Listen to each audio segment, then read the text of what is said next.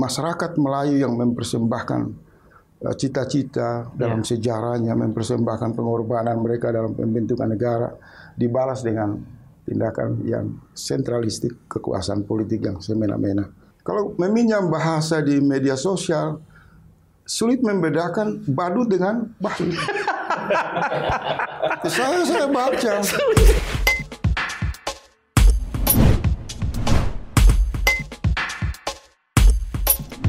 Bismillahirrahmanirrahim. Assalamualaikum warahmatullahi wabarakatuh. Teman-teman, jumpa lagi di channel ini, channel Kewarasan. Punggawa atau penghulu kewarasan kali ini adalah orang yang sudah berserakan show-nya itu di talk show TV. Faisal Assegaf. Apa kabar, sobat? Assalamualaikum. Waalaikumsalam. Kayaknya ini sudah memutih, tapi suara masih keras. Harus. Saya ingat benar ketika mulai memaki-maki Erick Thohir di mereka. Itu dalam posisi tidak berdaya. Iya. Jadi hukum bagi yang tertindas itu harus berontak. Iya. Karena yang tersisa adalah kemarahan. Membela kehormatan. Dan menjaga kehormatan dan berhadapan dengan penguasa. Benar. Yang dalam tanda petik lalim pada saat itu adalah sebuah kewajiban. Oke. Hari ini kita udah mulai nih. Sudah mulai kita. Hari ini temanya soal politik kekerasan di tahun politik. Kekerasan itu bisa berwujud verbal. Kata-kata pengkhianat itu adalah kekerasan verbal. Pernyataan bahwa sudah bertemu masyarakat dan 80% masyarakat setuju dalam kasus Rempang, itu adalah kekerasan verbal. Mencoba membohongi rakyat. Disampaikan oleh Bahlil. Disampaikan oleh Menteri Bahlil. Dari sudut pandang pengalaman Abang sebagai orang yang banyak mengadvokasi masalah pembelaan terhadap rakyat, bisa disimpulkan itu? Yes. Itu adalah bagian dari distorsi. Yang kemudian untuk menjustify aku sudah berkomunikasi. Itu kekerasan verbal. Dan termasuk itu secara kekerasan dalam panduan atau komando. Yes. Komando militer. Yes. Yang pernyataan bahwa meeting itu juga adalah bagian dari kekerasan verbal. Yang wajah yang sangat menakutkan. Tapi di Rempang bukan hanya kekerasan verbal, ada kekerasan fisik. Pengusiran, penggusuran. Penggeseran, sebenarnya itulah penggusuran. Jadi benturan. Gas air mata yang disalahkan, katanya anginnya yang membawa. Tapi begitu dicek lo ibu-ibu, ternyata ditembakkan memang ke tempat-tempat di mana orang melarikan diri dan salah sebagiannya ke sekolah, jadi sengaja ditembakkan. Tapi kekerasan politik itu juga bisa dalam konteks hukum. Orang dikriminalisasi. Ya, itu banyak sekali terjadi. Ya, itu terjadi itu. Jadi kekerasan ini menjadi modus dari kekuasaan untuk menaklukkan orang-orang kritis. Dan seperti kita tahu, pada 2019 juga ada orang-orang yang tiba-tiba digunakan delik untuk diciduk. Itu bagian dari kekerasan itu gitu. Nah, itu kekerasan menjadi menarik sekali. Nah, saya mulai masuk di Rempang sebenarnya. Saya melihat Sobat Faisal itu ada 3 hal yang menarik. 1, kalau Panglima sudah menyatakan permintaan maaf, saya belum dengar itu dari Bahlil menggunakan frasa kata maaf atas segala pernyataannya yang pernah bertolak belakang dengan apa yang dialami. Terus kedua, yang paling menyakitkan itu adalah menggunakan pici pada saat berkomunikasi, dan seolah-olah itu bagian dari kesalehan. Tapi itu jangan-jangan manipulatif juga loh. Terus yang ketiga, sebenarnya proyek itu akan jalan terus. Nggak ada urusan dengan masyarakat. Apa pendapat sobat mengenai itu? Kalau saya lihat kesimpulan yang datang dari Bambang Wijoyanto, Abangda, itu kan pasti satu kesimpulan yang terdorong oleh pengalaman, trauma terhadap bagaimana negara menggunakan alat-alat kekuasaan mereka memperlakukan kekerasan.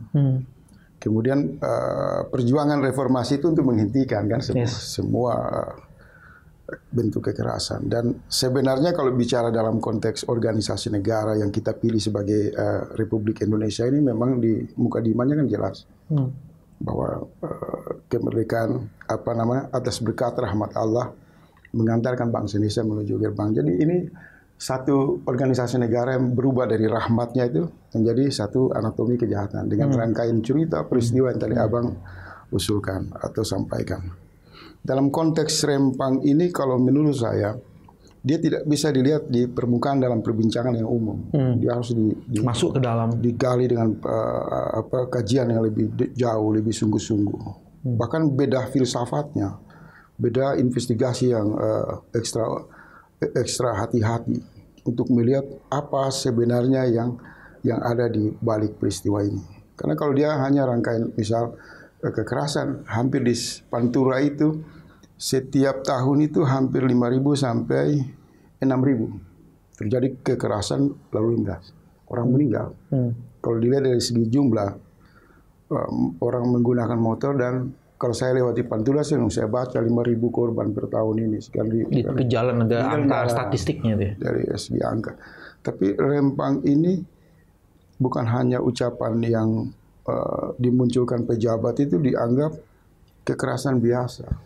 Ini udah masuk pada fase di mana kualitas kejahatan dalam kata-kata itu, kalau dikonfirmasi dalam kesadaran orang-orang beriman, misal kepada Al-Quran, itu sudah masuk kepada satu praktek yang dicontohkan oleh Namrud, oleh Fir'aun.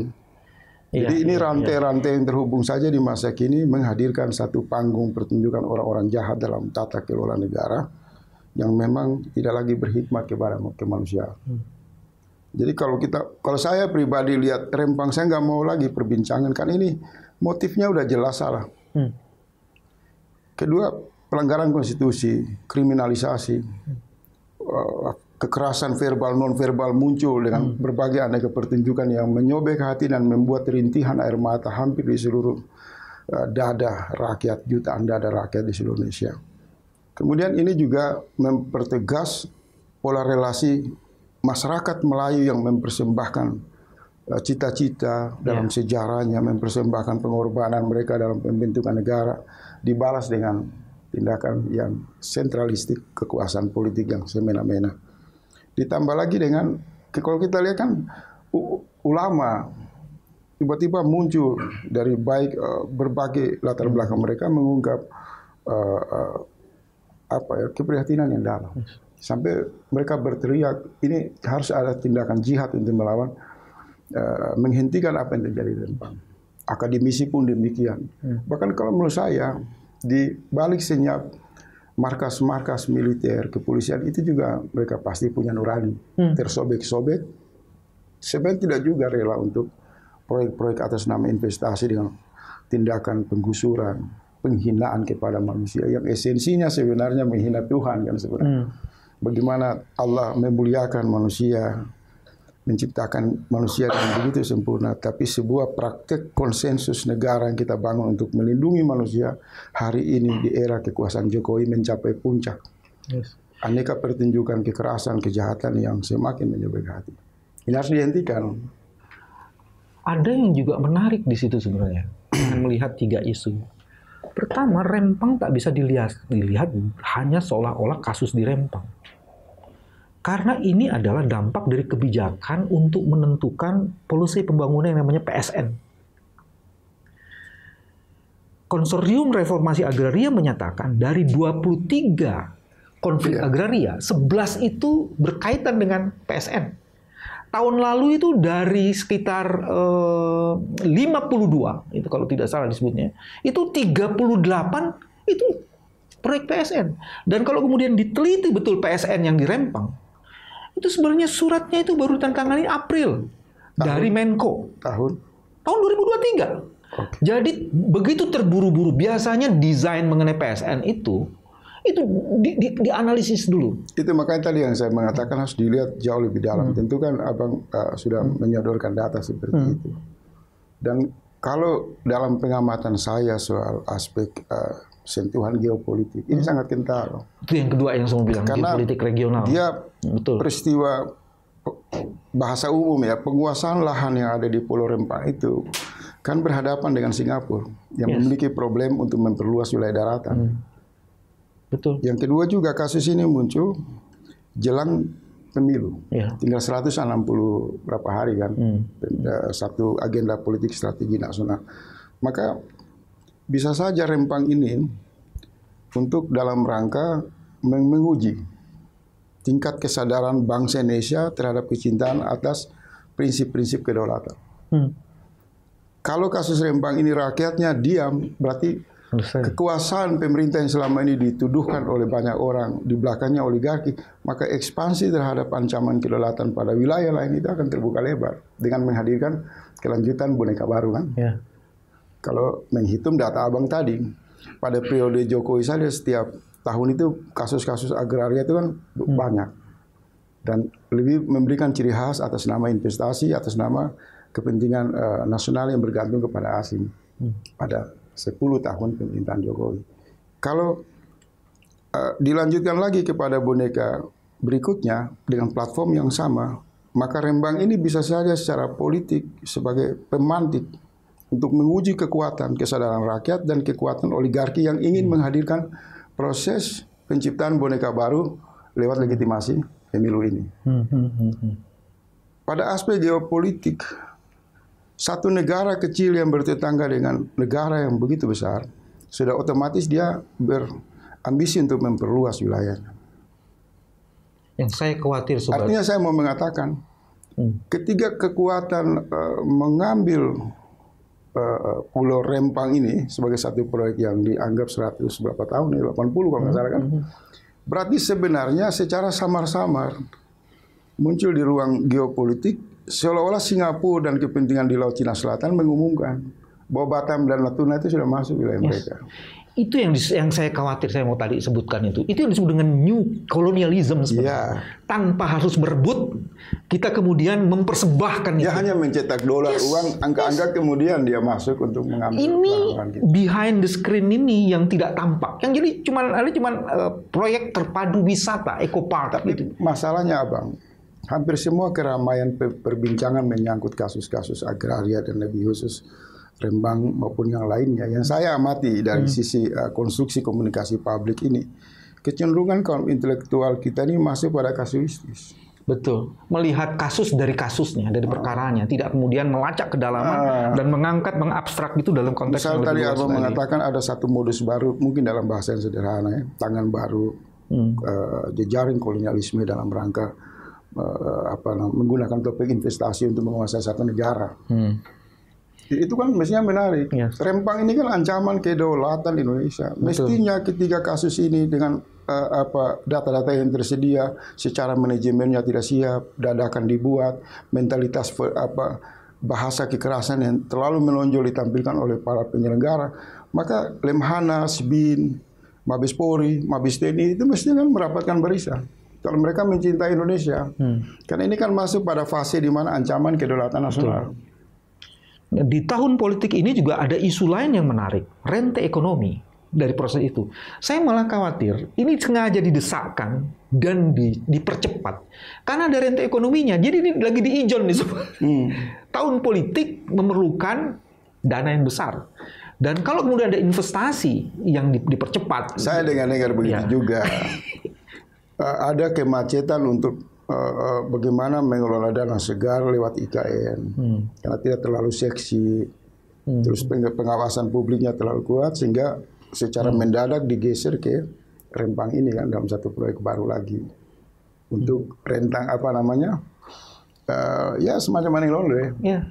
Ini rente ekonomi, rent seeker. Pembicaraan itu terjadi di ruang publik, bukan kesimpulan saya atau Abang kan. Tapi yang paling inti Bang, ini ancaman terhadap kedaulatan nasional kita. Kedaulatan dalam pengertian teritorial, kedaulatan harga diri bangsa, kedaulatan sejarah, kedaulatan ideologi Pancasila hancur itu di Rempang. Ibarat Pancasila itu diinjak-injak oleh satu praktek kebijakan yang sangat culas dan merendahkan manusia. Terus kedaulatan keimanan. Ini mempermalukan semua pendeta, ulama, orang-orang beriman semua. Kenapa? Karena kekerasan fisik maupun verbal terhadap manusia itu dilarang sama Tuhan. Ini yang menurut saya harus dibahas dalam satu kesadaran kolektif nasional. Dia tidak hanya dilihat pada tarik-menarik kepentingan politik, tapi benar-benar murni sebagai bangsa yang meyakini Tuhan yang Maha Esa, yang terbentuk atas pengorbanan jihad dengan mengorbankan begitu banyak orang membentuk organisasi negara, dalam prakteknya mereka menghina kemanusiaan kita. Itu sebabnya Jadi perbincangan dimensi-dimensi ini yang harus diperkuat, kita betul. perkuat. Itu sebabnya perbincangan ini atau yang tadi baru dikemukakan itu menjadi menarik. Dia tidak bisa disimplistis. Seolah-olah ini ada kesalahan komunikasi. Benar, saya setuju. Itu simplistis banget nih. Jadi Pak Bahlil pergi ke sana lagi karena ada kesalahan komunikasi. Kalau saya untuk Bahlil begini, sebenarnya nama orang ini pun saya nggak mau sebut. Karena menurut saya orang-orang ini kan gagal memasuki orbit peradaban. Ush. Dalam tanda petik, karena kriteria seorang penyelenggara negara dalam performance-nya, gagasannya, yang diutamakan itu kan kasih sayang, kejujuran, sikap. Tapi dia pakai itu. Saya datang ada ke sini proses. dalam konteks Abang saya anak terhadap orang tua, itu dipakai kalimat-kalimat itu. Izinkan saya mendefinisikan Bahlil karena saya hampir nyaris tidak menulis dan membicarakan dia. Tapi di forum ini saya mau mengatakan orang-orang ini sebenarnya tidak pantas masih di orbit peradaban bernegara. Dari ekspresinya, langkah-langkahnya, sikap-sikapnya yang saya lihat, kemudian ada reaksi kemarahan dari rakyat, itu makin menegaskan. Ini kan apa ya? Orang-orang yang memang dipungut berdasarkan konsensus politik pragmatis yang sangat-sangat pragmatis sekali, sehingga memang tampilannya seperti itu. Kalau meminjam bahasa di media sosial, sulit membedakan badut dengan Bahlil. Saya baca itu. Ini satir yang baru saya dengar. Karena bagaimana dia? Saya kan nonton itu, dia mengatakan, saya tidak tahu itu apa nama daerah itu kan. Nanti bicara sama BP Batam. Itu lucu. Itu satu komedi politik. Satu daya rusak yang hanya melengkapi kerusakan yang dilakukan oleh Jokowi. Jadi orang-orang ini memang bersenyawa dalam satu kimia jahat. Ini kalau pakai bahasa kimia namanya toksit ini. Toksit atau racun.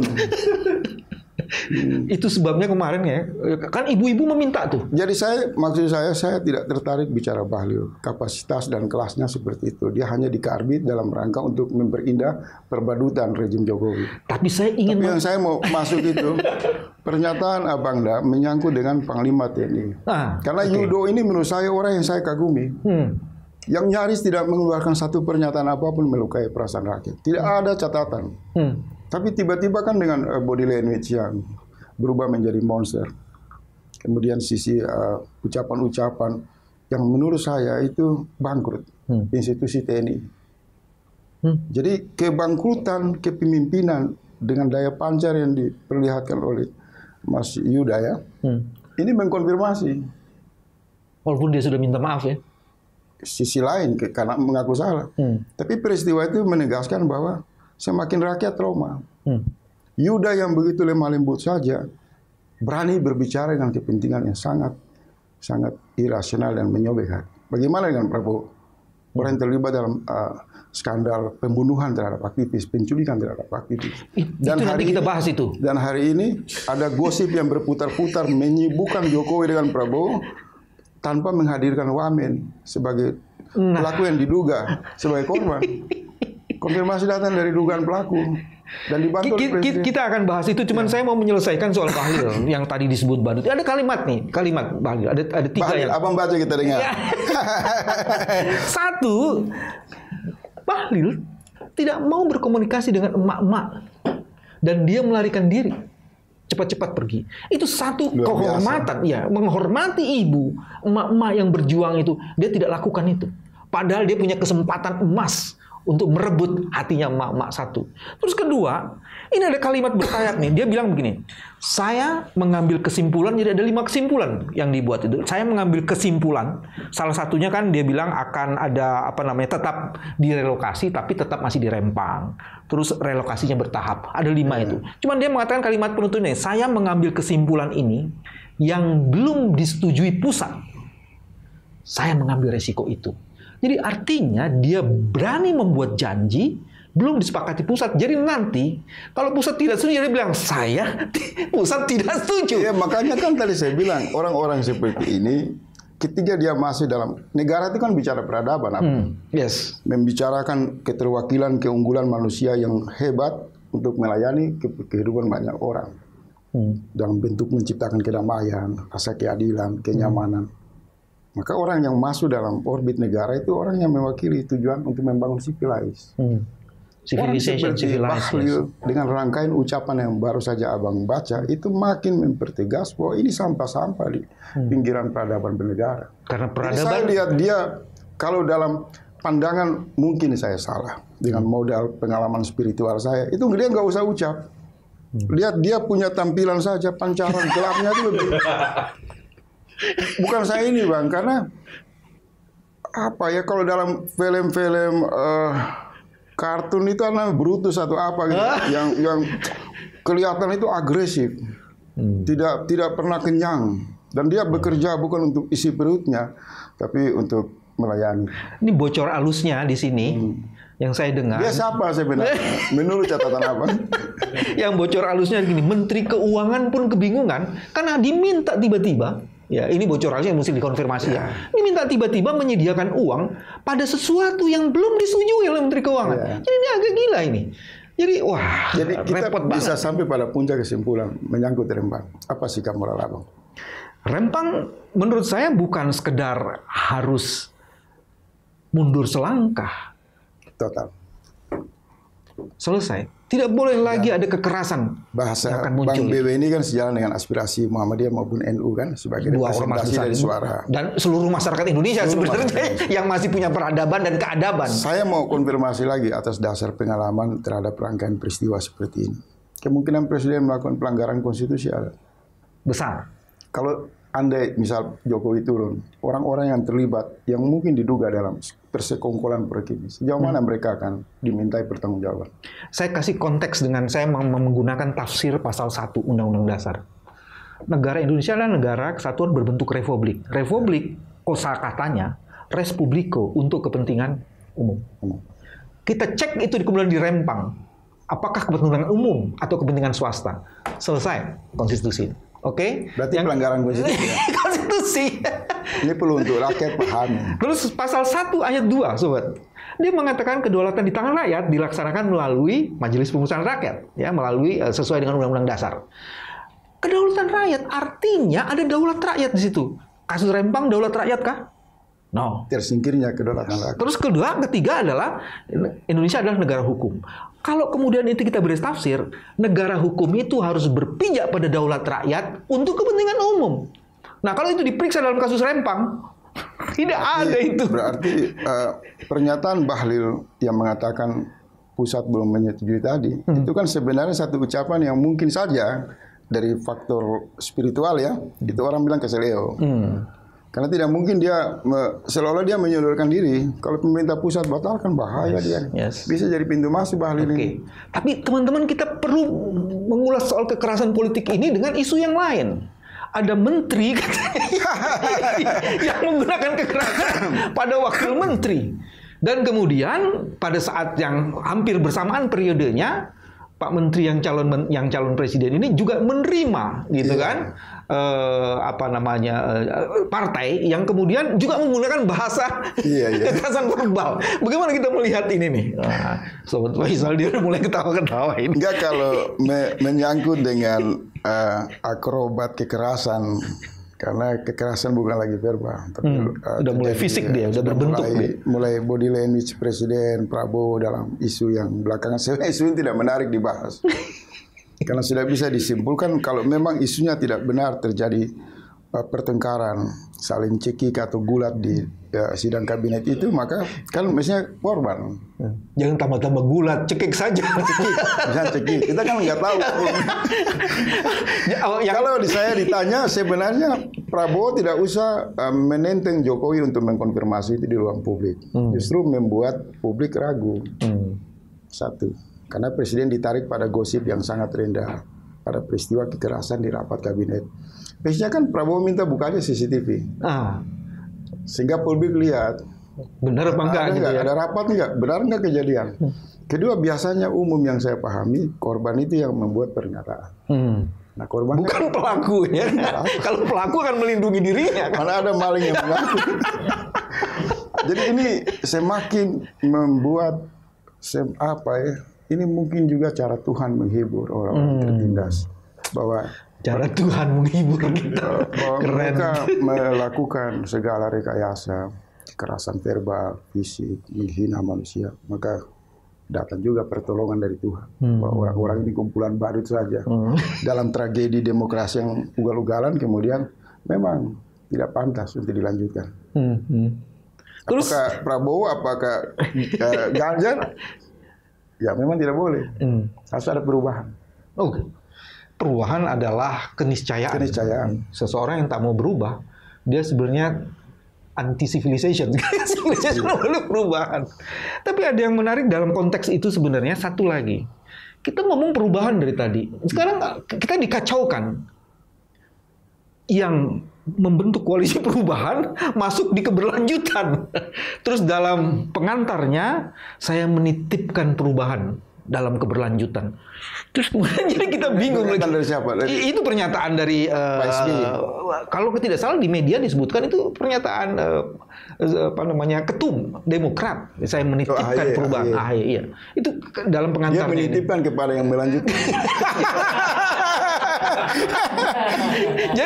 jadi kita ini kayak disuguhkan. Jadi jangan-jangan Tuhan hadir untuk menghibur kita semua. Kalau saya punya kajian dalam dunia tasawuf yang mungkin masif dan banyak dibicarakan oleh basis NU, itu mereka melihat peristiwa-peristiwa itu selalu melihat memang selalu hadir Allah itu mempermalukan dengan sangat halus. Orang-orang jahat di pusat-pusat kekuasaan dengan ucapan, tindakan. Karena kalau mereka ini baik dalam pemahaman bernegara, maka Allah akan melindungi juga. Tuhan akan juga memberikan pancaran harisma, wibawa, kehormatan. Sebagai konsekuensi, hubungan dia baik dengan manusia dan baik dengan Tuhan. Tapi kalau hubungan dia rusak dengan masyarakat, maka sudah menegaskan kemurkaan Tuhan, maka ada saja. Tidak ada hujan, tidak ada angin, tiba-tiba muncul ada adu jotos di internal kabinet. Itu kan negara bangkrut, Abang. Negara bangkrut. Integritasnya defisit langsung. Artinya kalau ada orang-orang yang mampu mendesain komedi dalam pandangan yang lebih kreatif lagi. Ini satu komedi yang mematahkan, buat komedi semua di seluruhnya bangkrut. Di satu meja kekuasaan yang harus membicarakan nasib hidup rakyat berubah menjadi adu jotos dengan sebutan yang mungkin keren, saling cekik. Jangan-jangan itu ekspresi lain dari merangkul ya. Kalau tadi meeting disebut merangkul, merangkul jadi, dengan sangat gitu bisa kan. Jadi, Bang. Nanti muncul lagi. Jangan Panglima TNI mengatakan piting ke Rempang itu mungkin juga lempar bola sembunyi tangan ke sini juga. Mungkin dia hadir di kabinet kan ada yang iya kan. Kita nggak tahu. Tapi yang jelas ini memang rejim yang sangat badut. Sangat badut, sangat lucu, tapi jahat. Sangat badut tapi jahat. Badut tapi jahat. Bagaimana negara dibangun dengan satu cara perilaku kepemimpinan yang hobinya masuk selokan dan gorong-gorong. Itulah lucu. Tidak ada negara yang dipandu oleh satu kepemimpinan dengan perilaku seperti itu. Kita netralisir kemarahan rakyat dengan mengatakan badut. Ini kan juga memberi solusi buat mereka yang berkuasa. Kedua, adu jotos di internal kabinet itu jangan Abang lihat sederhana. Kalau peristiwa itu terjadi, lalu Wamen itu datang ke kantor polisi melaporkan peristiwa, kan kriminal. Bisa jadi bocoran tentang ada 2 calon itu, mungkin kasus kriminal ini bisa mendiskualifikasi Prabowo. Kita nggak tahu. Karena sampai sekarang kan Wamen nggak keluar. Kalaupun begitu lama dia disimpan tidak keluar, tiba-tiba dia keluar, publik juga mungkin mengatakan dugaan ya, ini mereka sudah kompromi. Tapi kalau misal saya baca, ini agak serius. Kenapa Wamen nggak keluar sebagai korban? Bahwa ini beritanya tidak benar. Tapi dia sembunyi, dia diam. Kita nggak tahu skenario, mungkin dia pergi ke Ibu Megawati. Dia pergi ke kelompok-kelompok partai, tolong bantu saya ini. Saya akan mau menegakkan hak saya dipermalukan oleh seseorang. Wakil menteri ini afiliasi partainya atau dia berasal dari PKB? Bisa jadi. Karena peristiwa itu sejam kemudian ketua umum kalau nggak salah akan ada 2 poros. Semuanya diamati sensitif, Bang. Karena kalau tidak salah yang saya pernah tahu, dalam undang-undang pemilu kan tidak boleh.